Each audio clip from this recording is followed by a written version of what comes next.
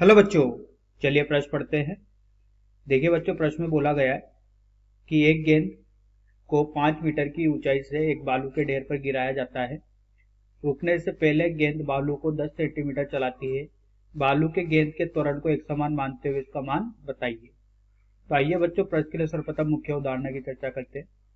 और बच्चों, यहाँ पर गुरुत्व के अधीन गति पर आधारित प्रश्न, जिसमें बच्चों देखा जाएगा कि किस प्रकार से।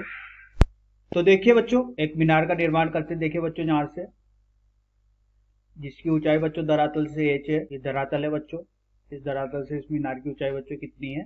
एच ऊंचाई है। अब बच्चों यहाँ पर इस धरा कोई व्यक्ति खड़ा हुआ है जो कि बच्चों किसी वस्तु को गिराता है, तो इसका प्रारंभिक वेग 0 होगा।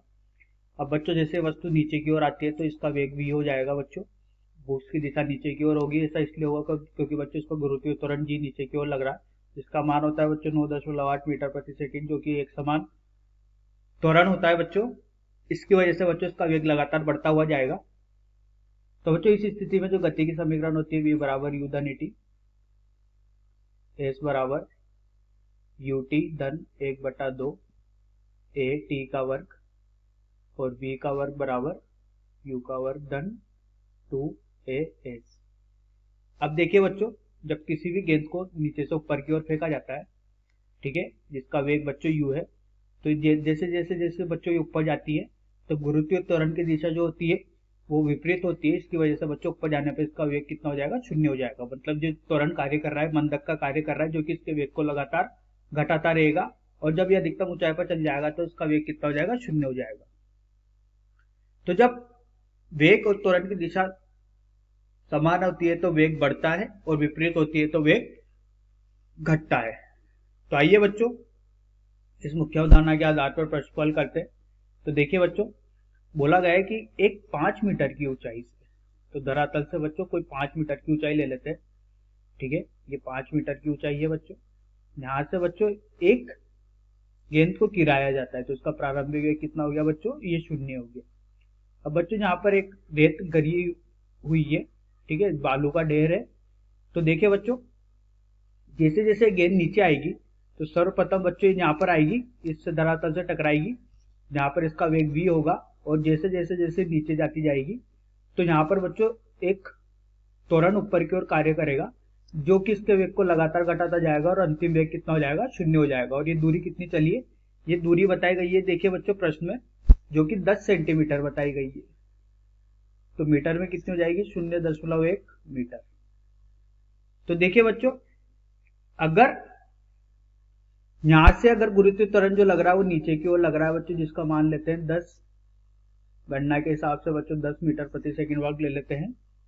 तो देखिए बच्चों, अगर ये वेग का मान पता लग जाए तो त्वरण का मान पता लग जाएगा। तो सर्वप्रथम ये धरातल पर टकरा रहा है जिस वेग से, ये वेग v का मान अगर यहाँ पर ये पता लग जाता है तो इस त्वरण का मान ज्ञात किया जा सकता है। तो समीकरण लगाते हैं बच्चों। सर्वप्रथम तृतीय समीकरण v का वर्ग बराबर u का वर्ग धन 2a एच। v का मान बच्चों देखिए क्या होगा, यहाँ पर इसको va लेते हैं, ठीक है। तो va का वर्ग बराबर u का मान 0 है, तो ये u का वर्ग धन 2 गुना 10 गुना 5। तो va का मान आएगा बच्चों, देखिए हल करने पर ये आता है 10 मीटर प्रति सेकंड। तो जैसे जैसे बालू के ढेर से टकराएगी तो टकराते वक्त इसका वेग कितना हो गया बच्चों? 10 मीटर प्रति सेकंड। अब बच्चों ऊपर की ओर बोला गया है कि त्वरण का मान बताइए। तो देखिए इस स्थिति के लिए ये va किसका काम करेगा? प्रारंभिक वेग का। और अंतिम वेग कितना हो गया? 0 हो गया, ठीक है। तो देखिए यहां से वापस तृतीय समीकरण का प्रयोग करते हैं, v का वर्ग बराबर u का वर्ग धन 2a। तो यहां से अंतिम वेग तो कितना हो गया बच्चों? 0। प्रारंभिक वेग कितना हो गया बच्चों? 10, इसका यह हो गया वर्ग धन 2 गुना, त्वरण का मान निकालना है और ऊंचाई कितनी है? 0.1 मीटर।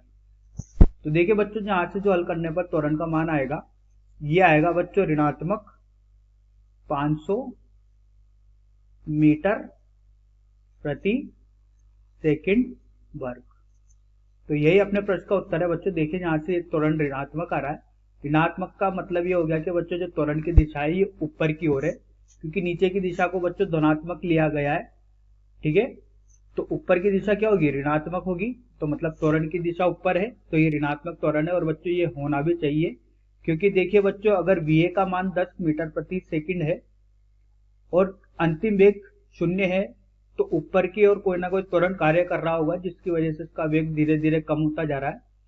इसलिए बच्चों यहाँ से जो सोचा समझा गया है वो एकदम सही है। और इसका मापांक त्वरण का जो है वो 500 मीटर प्रति सेकंड वर्ग है, और दिशा के साथ बच्चों ये ऊपर की ओर इसकी दिशा होगी, इसलिए ऋणात्मक चिन्ह ये बता रहा है।